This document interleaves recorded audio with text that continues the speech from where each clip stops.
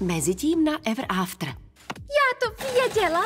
Takhle Lizzie šije šaty na jarní jarmark. Taková krása.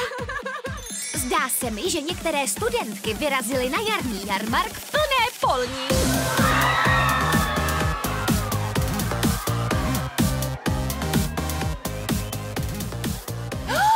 Hele, jsme v obřím zrcadle.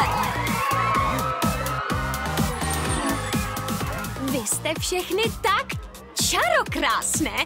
Lizzie, prozradíš nám, co bylo inspirací pro tuto okouzlující kolekci? V říši divů jarní jarmark neslavíme, tak jsem tyto dvě říše propojila skrz módní vzory. A jsou děsně úžasný. A nelžu. Normálně vzhled neměním, ale po těhlech jsem sekla drápkem. A dejte na má slova, tato jarokrásná pětka je ozdobou letošního jarmarku.